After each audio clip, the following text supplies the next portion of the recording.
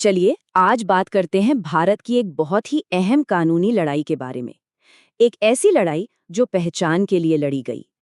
और जानते हैं, इस कहानी की शुरुआत किसी कानून की किताब से नहीं होती, बल्कि उस दर्द से होती है जिसे सुप्रीम कोर्ट ने अपने ऐतिहासिक नालसा जजमेंट में सबसे पहले दर्ज किया। एक ऐसा समुदाय जिसे सदियों तक न सिर्फ नजरअंदाज किया गया, बल्कि बुनियादी हक भी नहीं दिए गए, और उनका यही संघर्ष देश की सबसे बड़ी अदालत तक जा पहुंचा। पर सबसे हैरान करने वाली बात क्या है पता है? कि ऐसा हमेशा से नहीं था। जी हाँ, हालात तब बिगड़े जब ब्रिटिश राज आया। उन्होंने तो जैसे पूरा इतिहास ही पलट कर रख दिया। अगर हम अपने इतिहास और पौराणिक कथाओं को देखें तो हिजरा, अरवानी, इन जैसे कई नामों से जाने जाने वाले ट्रांसजेंडर व्यक्तियों का समाज में एक सम्मानित स्थान था। सोचिए, शुभ मौकों पर जैसे कि शादी या किसी बच्चे के जन्म पर उनके आशीर्वाद को बहुत अहम माना जाता था। लेकिन फिर आया ब्रिटिश राज और सब कुछ बदल गया।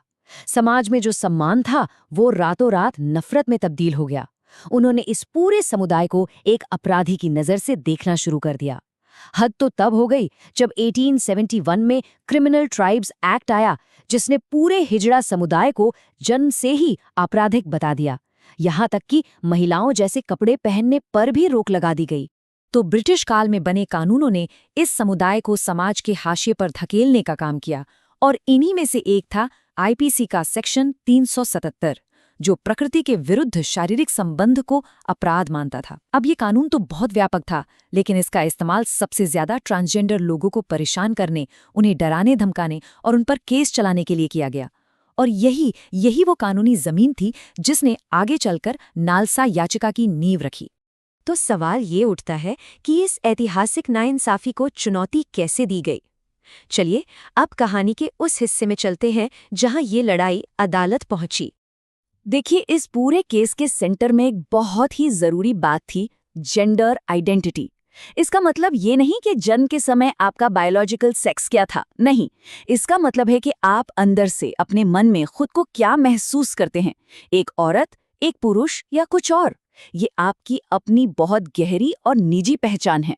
और फिर आया साल 2014, एक ऐसा साल जो भारत के इतिहास में दर्ज हो गया। इसी साल सुप्रीम कोर्ट ने नेशनल लीगल सर्विसेज अथॉरिटी यानी नलसा बनाम यूनियन ऑफ इंडिया केस में अपना ऐतिहासिक फैसला सुनाया। कोर्ट ने क्या कहा? कोर्ट ने कहा कि ट्रांसजेंडर व्यक्तियों को तीसरे लिंग यानी थर्ड जेंडर के तौर पर कानूनी मान्यता दी जाती है। और सबसे बड़ी बात, कोर्ट ने यह भी माना कि उनके भी वही मौलिक अधिकार हैं जो किसी भी दूसरे नागरिक के हैं। तो इस फैसले का मतलब क्या था? असल में जमीन पर क्या बदला? चलिए अब जरा इसकी गहराइयों में उतरते हैं। कोर्ट ने हमारे संविधान के मौलिक अधिकारों की समझ को और भी गहरा कर दिया। उन्होंने कहा कि आर्टिकल 19 जो हमें अभिव्यक्ति की स्वतंत्रता देता है, उसमें अपनी जेंडर पहचान को व्यक्त करने का हक भी शामिल है। इसका सीधा सा मतलब ये था कि कोई भी व्यक्ति अपनी पहचान के हिसाब से कपड़े पहन सकता है, बोल सकता है, व्यवहार कर सकता है, और ये सब उनके मौलिक अधिकार का हिस्सा है। ये सेल्फ डिटर्मिनेशन का अधिकार था, यानी आप खुद तय करेंगे कि आपकी पहचान क्या है। और ये फैसला सिर्फ कागजों तक सीमित नहीं था। सुप्रीम कोर्ट ने केंद्र और राज्य सरकारों को साफ साफ निर्देश दिए। उन्होंने कहा कि सभी सरकारी दस्तावेजों जैसे passport, ration card, birth certificate, pan card, सब में पुरुष और महिला के साथ साथ तीसरे लिंग का भी ऑप्शन होना चाहिए। इसके अलावा उन्होंने ट्रांसजेंडर समुदाय के लिए अलग से टॉयलेट्स, बेहतर स्वास्थ्य सुविधाएं और समाज में जागरूकता फैलाने के लिए अभियान चलाने को भी कहा। तो नालसा जजमेंट एक बहुत बड़ी जीत थी, इसमें कोई शक नहीं। लेकिन कहानी यहाँ खत्म नहीं हुई, बल्कि यहाँ से एक नया मोड़ लेती है। इसकी सबसे बड़ी मिसाल हमें 4 साल बाद देखने को मिली।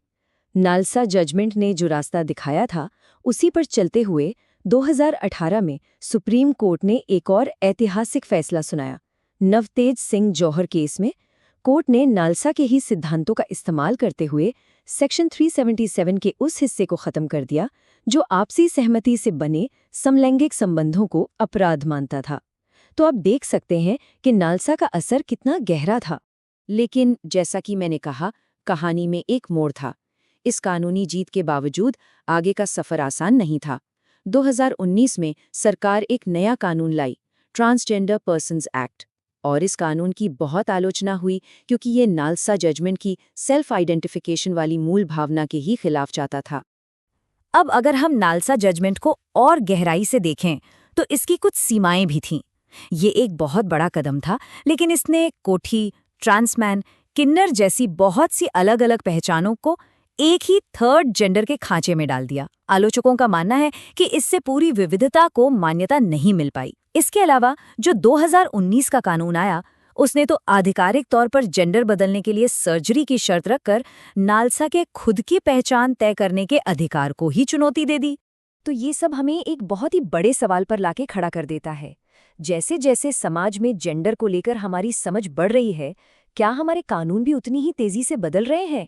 और कानून सिर्फ एक तीसरे लिंग से आगे बढ़कर इंसान की पहचान के पूरे स्पेक्ट्रम को कैसे सम्मान और बराबरी दे सकता है?